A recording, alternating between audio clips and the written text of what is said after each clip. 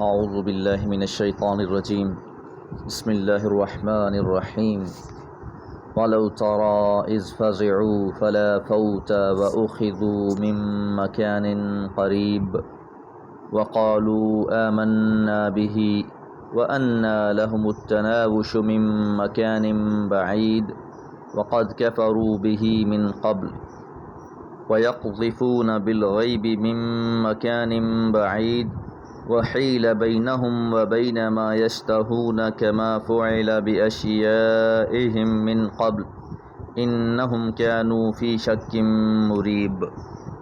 سورہ سبا آیات 51 سے 54 اور یہ سورہ مبارکہ کی آخری آیات ہیں۔ وَلَوْ تَرَى، اور اگر آپ دیکھ پائیں، اِذْ فَزِعُوا، جب ان پر گھبراہٹ طاری ہوگی، فلا فوت، اور نہ وہ بھاگ سکیں گے، وَأُخِذُوا، اور دھر لیے جائیں گے، مِن مَّكَانٍ قریب، قریب سے ہی۔ کہ آج دنیا میں تو ان لوگوں کا تکبر اس قدر زیادہ ہے، یہ کوئی بات سننے کو تیار نہیں ہیں۔ ان کو پچھلی آیات میں بھی یہ دعوت دی گئی کہ دو دو ایک ایک الگ الگ ہو کر سوچو، غور و فکر کرو، لیکن یہاں یہ کسی صورت کوئی بات سمجھنے کے لیے تیار نہیں، کسی بات کو تسلیم کرنے کو تیار نہیں۔ لیکن روز قیامت جب خوف کا عالم طاری ہوگا کہ کسی طرف بھاگ نہیں سکیں گے، چاہیں گے تو بھی پکڑ لیے جائیں گے، وہ منظر ان کی مکمل بے بسی کا ہوگا۔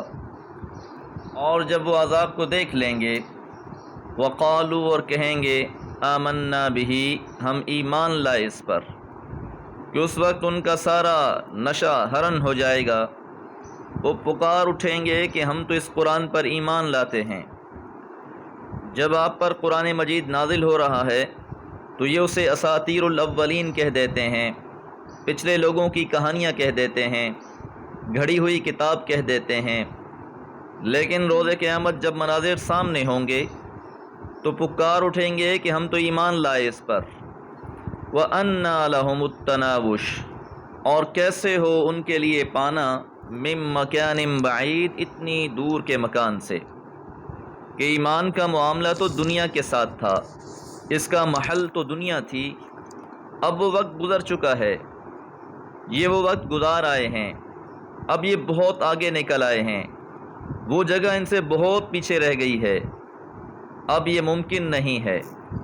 یہ اسی طرح کی حسرت ہے کہ جیسے فرعون ساری زندگی تو حضرت موسیٰ علیہ السلام پر ایمان نہ لایا، لیکن جب غرق ہونے لگا تو پکار اٹھا کہ میں ایمان لاتا ہوں۔ جواب میں کہا گیا تھا، الآن وقد عصیت قبل، کہ کیا اب ایمان لاتے ہو، اس سے پہلے تو تم نافرمانی کرتے رہے۔ تناوش کے معنی کسی چیز کو پا لینے کے ہیں۔ ایمان اور قرآن کی روشنی تو دنیا میں حاصل کرنی تھی۔ وقد کفروا بہ، اور تحقیق انہوں نے انکار کر دیا تھا اس قرآن مجید کا، من قبل، اس سے پہلے ہی، کہ اب تو ایمان لانے کی باتیں کر رہے ہیں، لیکن جب وقت تھا اس ٹائم وہ منکر بنے بیٹھے تھے، کسی صورت سننے کو تیار نہ تھے۔ انہیں قیامت کے بارے میں ڈرایا جاتا، جہنم کے عذاب سے ڈرایا جاتا، تنزن کہتے تھے کہ لے آؤ اس عذاب کو جس سے ڈرا رہے ہو، کہتے تھے یہ قیامت کب قائم ہوگی، استہزاء کیا کرتے تھے، مذاق اڑاتے تھے۔ وَيَقْذِفُونَ بِالْغَيْبِ، قَذَفَ يَقْذِفُ کا مطلب ہوتا ہے کوئی چیز پھینکنا، قَذَفَ بِالْحِجَارَةِ، پتھر کو پھینکا، قَذَفَ بِالْقَوْلِ، بلا سوچے سمجھے بات کر دینا۔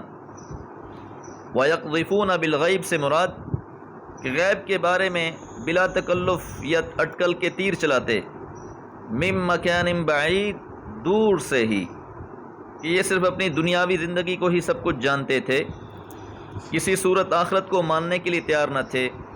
اور جو انہوں نے بت مورتیاں مجسمے بنا رکھے تھے، ان کے بارے میں بھی یہ گمان کیے بیٹھے تھے کہ ہمیں یہ بچا لیں گے۔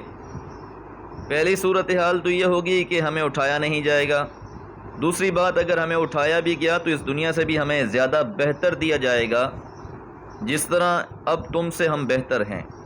کافروں کو یہ گمان لیے رہے کہ جن ہستیوں کی ہم پرستش کرتے ہیں، جن کی رضا کے لیے ہم جانور ذبح کرتے ہیں، جن کو ہم مشکل میں پکارتے ہیں، یہ روز قیامت بھی ہمارے شافی ہوں گے، ہمیں بچا لیں گے، ہماری شفاعت کریں گے اور ہمیں بخش دیا جائے گا۔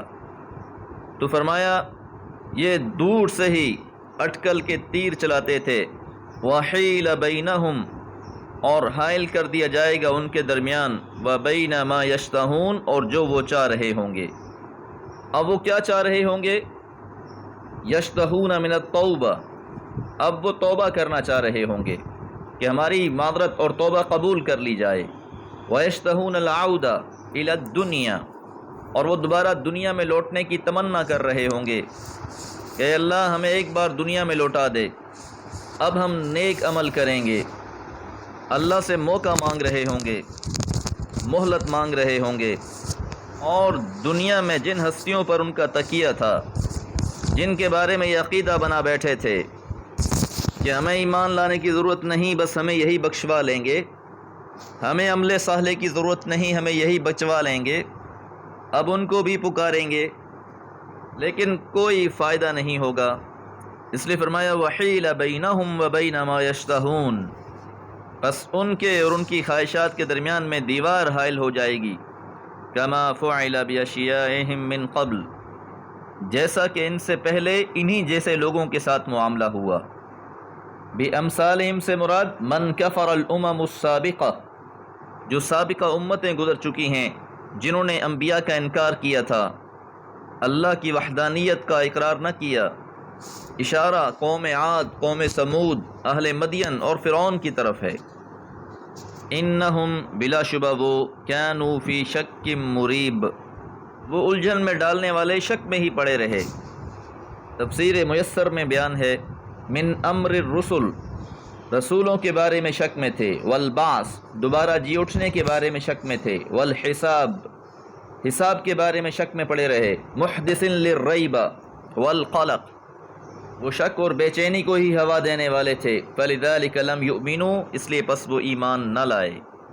تو دنیا کی زندگی انسان غفلت سے گزار دیتا ہے، چھوٹی چھوٹی خواہشات کے پیچھے اپنا اثاثہ حیات ضائع کر بیٹھتا ہے، لیکن روز قیامت انسان کے لیے ایسی صورت میں سوائے ندامت کے اور کچھ باقی نہ بچے گا۔ دعا ہے اللہ تعالی ہماری زندگیوں کو اپنی راہ میں قبول فرمائے۔ وما علیہ الا البلاغ۔